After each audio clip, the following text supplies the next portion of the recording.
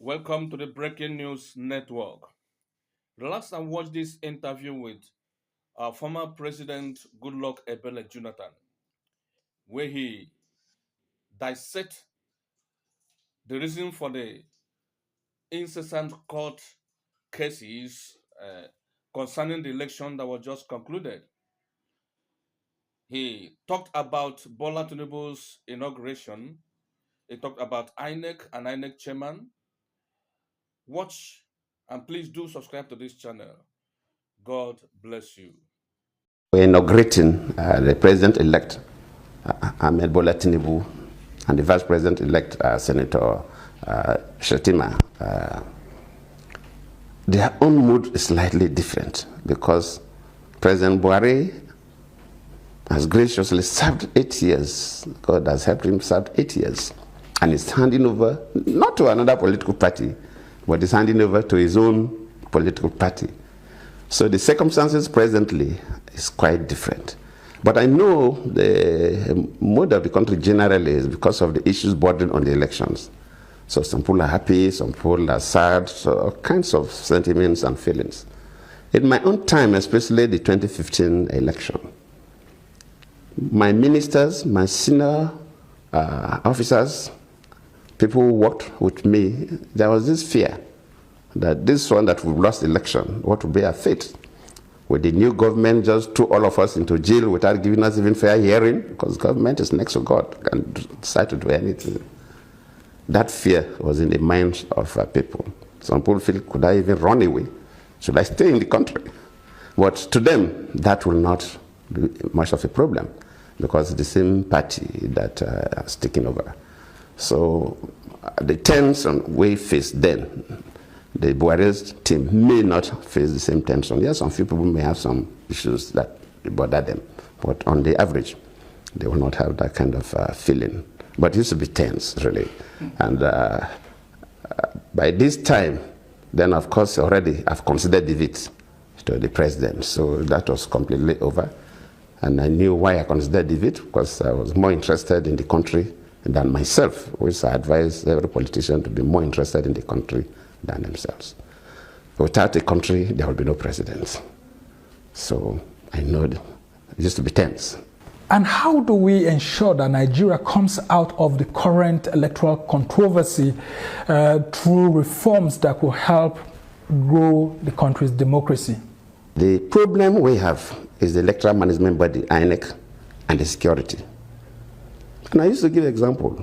If two soccer teams are playing and the referee decide to look the other way, they will enjoy themselves. If people are contesting for elections, should expect that it's like a soccer game. Everybody wants to win. And you must not allow it. The electoral management bodies share more than 60% of the blame. Because if they do their work well, the politicians will have no choice than to follow the rules. They, the security, and the courts. I believe one day we'll get there, but I feel sad now that our electoral process is still wobbling. So we have migrated from card reader to paper, which is a superior technology. Why do we still have problems? Manual voting, we have problems in this country. Electronic, we have. So where is the problem coming from? Is the independent is the electoral management bodies, INEC in this case. INEC has to sit up so that they will not throw this country into conflagration one day. And people must be serious. INEC must sit up. We should commission one of these internationally known IT companies. They will want to protect their image and allow them to build a system for us and also manage it during our elections. We can train our people, but they should manage it. That this last election, they say, oh, one director in charge of IT did this or did not do that. If you bring Google or one of these giants and they agree to build it and manage it for you, there will be nobody in Nigeria will not be involved.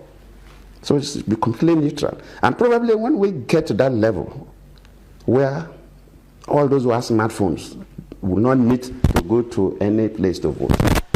You bring out the, take it, go to your unit, and press the button and you vote. You can vote in your kitchen, you can vote in your bedroom, you can vote in your sitting room, you can vote in your car. Even if you're in the US, you can vote. And the outcome of the 2023 presidential election is being challenged in very controversial circumstances, just like that of 2007 that brought you and late President Umaru Musa Yar'Adua to power. Any advice to share on the best ways to resolve electoral disputes without plunging the country into a crisis, especially for those who are in court challenging the victory of Bola Tinubu? When I took that decision, was not too exposed to the global election processes, and especially in Africa. And since I left office, I've been leading election observation missions. Even this year, I'm going to lead the African Union team to Zimbabwe, and the elections will come up. They already gave me the letter pending when the government would fix the date for the election. So I've been involved in a number of elections now. But one thing about Nigeria, which I believe we must correct, and which a decision I took when I was the vice president, that if I have the opportunity to be corrected, is this idea of conduct of elections. Probably that made me to appoint somebody I did not even know to be the electoral umpire. And a number of people say you did the wrong thing. Some people felt, well, you wanted to correct something. I feel worried that in Nigeria, our elections are still so controversial. We have not accepted our electoral results. We are the giant of Africa. If we have not gone to the moon, then at least we should be in position to lead Africa in terms of democracy. We should be able to conduct free and fair elections that other African countries say, look, why not do what Nigeria has done? Why not all of us behave like Nigerians in terms of conducting their elections? Our elections have been categorized as one of the worst in Africa. And even if you ask me as a Nigerian to vet, I will admit, because I've been going to other countries. I'm not saying things don't happen in other countries, but we really need to improve our standard of elections. A country like Tanzania, presidential elections don't even challenge in court. Though all of us who have been leading international observation missions who have recommended that that is not the best. Even for presidential elections, the matters will go through the court process. Let people who lost the election be convinced that they lost the election. Otherwise, one day the country can implode. If somebody just boxed into a corner, you cannot even complain. It's not the best. Allow that person the leeway to complain. So to me, our own is quite good. For presidential elections, you go through two stages, appeal court and Supreme Court. For governorship elections, unfortunately, go through three stages, but I believe that aspect of the Constitution or the electoral laws will be amended. Three stages too much. I remember during your period, one of those recommendations of the Uwais panel report was for the appointment of the INEC national chairman by the National Judicial Council, of which your cabinet then said it wasn't going to accept that recommendation. What would you proffer as a solution? Should we continue to have the president appoint the INEC national chairman, or should the National Judicial Council be in charge of appointing national chairman of INEC going forward? If you look globally, setting up the electoral management bodies are divided into three broad groups. One, the president appointed everybody just like in Nigeria. I also appointed. You appointed the chairman, you appointed all the national commissioners and the resident electoral commissioners by president, who is a politician, who has a political interest to protect. Some countries go to the extreme, where a completely neutral body appoint everybody. The president has no role in it. Some countries blend. A neutral body recommends people, then from which the president select. So before you are selected, you already pass a basic level of screening. In fact, what I wanted to do if I had stayed in office was that if the Jigas tenure had expired, then I wanted to vote. And I would take people by surprise. I would have called traditional rulers, not all of them, the religious leaders, civil society, the journalists, at least 100 of them into a room. They will not know will get the computers and so on and so forth. Say, okay, nominate a Nigerian you think should be INEC chairman. Everybody will nominate. Then we screen. Then we'll go for another round of nomination. Even if we sleep that for the whole night, so the whole night, we'll be reducing until we get to somebody who everybody will say, this is this person. I wouldn't even want to give it to any particular department of government or an institution. I wouldn't want to say NJC or CJ, because everybody has an interest. So the best thing is not to get a constant team that will be appointing.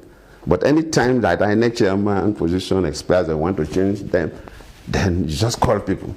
So during that process of selecting these people, one may emerge as the national chairman of the INEC. Then from there you appoint the commissioners. From there you appoint the resident electoral commissioners. So you see that their selection is broad-based.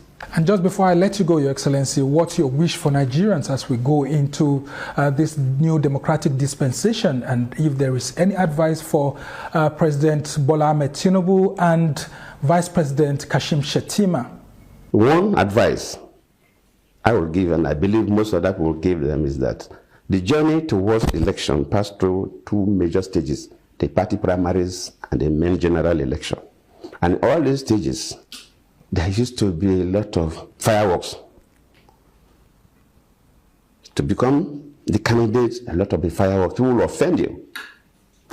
Finally, people will offend you, especially these days of social media. People write whatever they like. Sometimes it could be painful when you read such stories.